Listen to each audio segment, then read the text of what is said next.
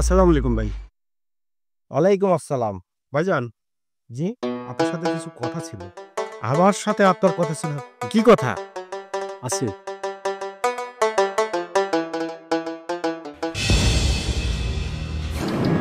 ছোট লোকের বাচ্চা তুই?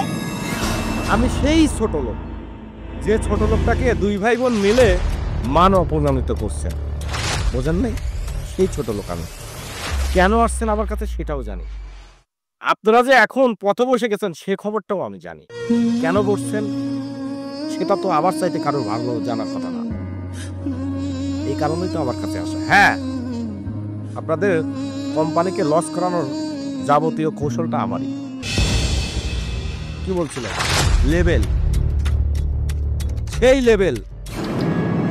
আজকে আপনার লেভেল আর আমার লেভেল ভাবছেন একটাবার? এই জন্য বলে মানুষ অহংকার করতে হয়। ভাই আসো, আসো।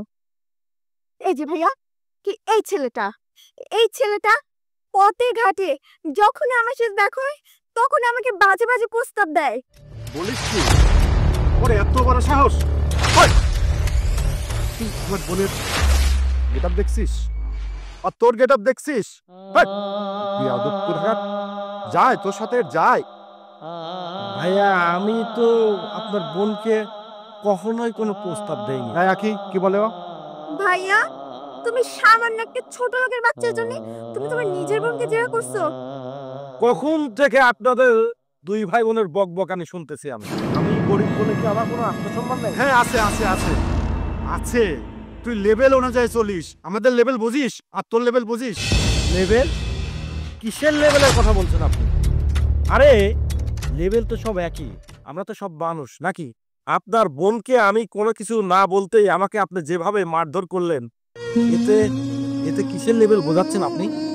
আপনার বোনকে বিয়ে করার বা কোনো প্রস্তাব দেওয়ার কোনো রুচিই আমার ভিতরে ছিল না। তবে হ্যাঁ, এখন আপনাকে একটা কথা ক্লিয়ার করে বলে দেই, আপনি লেভেলের কথা বলছেন না? আপনার লেভেলে এসেই আমি আপনার বোনকে বিয়ে করব। ঠিক আছে? তুমি সেই লেভেলটা আগে তৈরি করো, তারপর বিষয়টা ভেবে দেখবো, হ্যাঁ? আয় আখি আয়।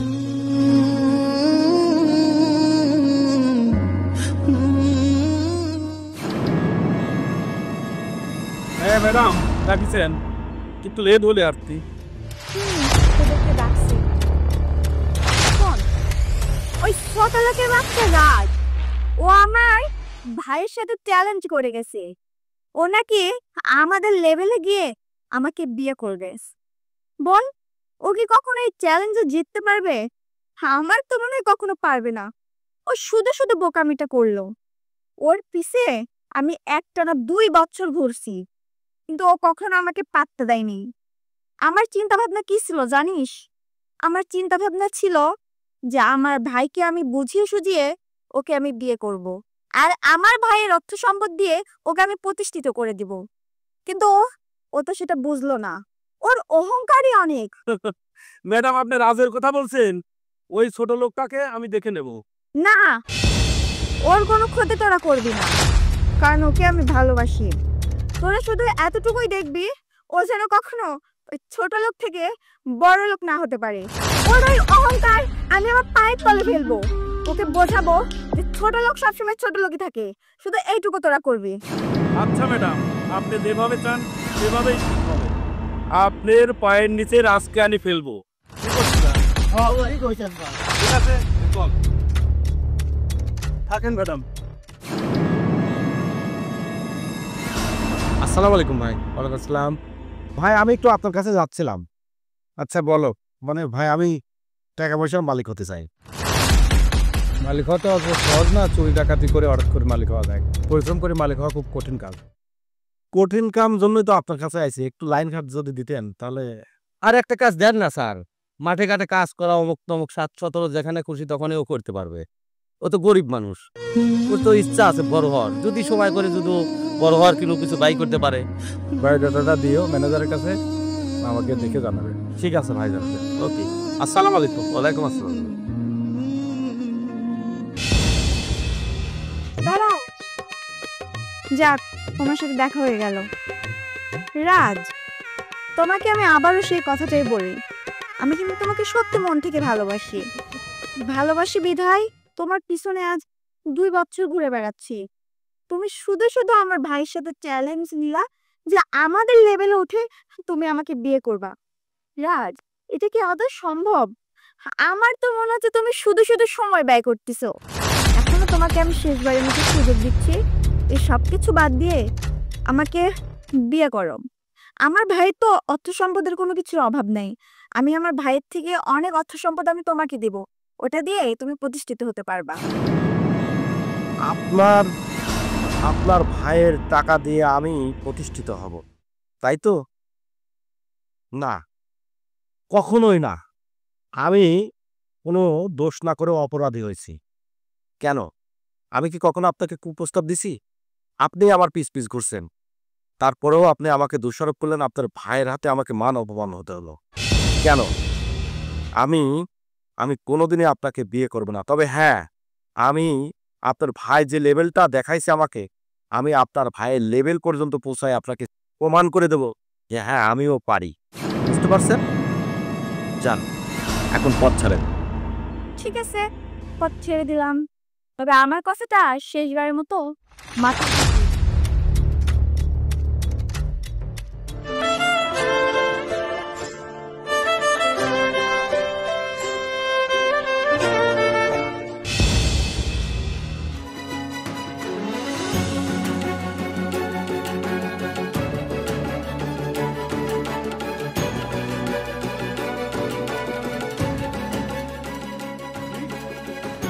কি বললেন? কোম্পানি 300 কোটি টাকা লস খাইছে? এটা কিভাবে সম্ভব? আর আপনারা কি কি করলেন ওখানে বসে বসে? না, আপনাদের দায়িত্ব দিয়ে তো আমি খুব ভুল করছি। কিছু করি আমি? ভাইয়া, কি হয়েছে? আর বলিস না, কি আমাদের সব শেষ কোম্পানি 300 কোটি টাকা লস আছে। ভাইয়া, কিভাবে হলো? এটা কিভাবে সম্ভব? আর বলিস না, ওই যে রাজ গ্রুপ ইন্ডাস্ট্রি আছে না একটা, ওই নাকি আমাদের কোম্পানির মালপত্র আন্ডারে দিয়ে কিনে নিয়েছে। হ্যাঁ, কিছু করিস? হ্যাঁ। ভাইয়া, এই নামে তো আমি কোনো কোম্পানি না কখনো শুনি না। আমিও তো শুনি নাই, কিন্তু ওই কোথায় থেকে বোধহয় হলো এটা। আর আমাদের কোম্পানির সাথে টক্কর দিল কিভাবে বুঝলাম না। আসলে কে খুঁজে নিতে হবে আমাকে। ভাইয়া, তুমি এত ঘাবড়িও না। এত টেনশন পড়লে তো তোমার শরীর অসুস্থ হয়ে পড়বে। ভাইয়া, তুমি একটা কাজ করো, তুমি ওই ইন্ডাস্ট্রির মালিকের সাথে কথা বলো। কথা বলে যদি কোনো কিছু মীমাংসা করা যায়। ভালো বলিস। দেখি খোঁজ করতে হবে কোম্পানির মালিককে, কোম্পানির এমডি কে। দেখো রাজ, ব্রেক, অল্প একটু ব্রেক। রাজ না, বলেন রাজ সাহেব। রাজ সাহেব, আমাদেরই ভুল। আসলে আমরা টাকা খুব অহংকার করছো। আসলে অহংকার থাকতে নেই মানুষের জীবনে। এই অহংকারের জন্য আজ আমাদের এই পরিণতি। আমরা রাস্তায় নেমে গেছি। একটা মানুষ ধ্বংস হতে তার অহংকারই যথেষ্ট। নিজের অর্থ সম্পদের গরমে কাউকে মানুষ মনে করতেন না, তাই না? আজকে কোথায় গেল আপনার অহংকার? আপনি বিনা দোষে আমাকে চড় থাপ্পড় মারছেন। হ্যাঁ, এই হাত দিয়ে আমার গায়ে আঘাত করছে। ঠিক আমাকে এইভাবে ধরছে।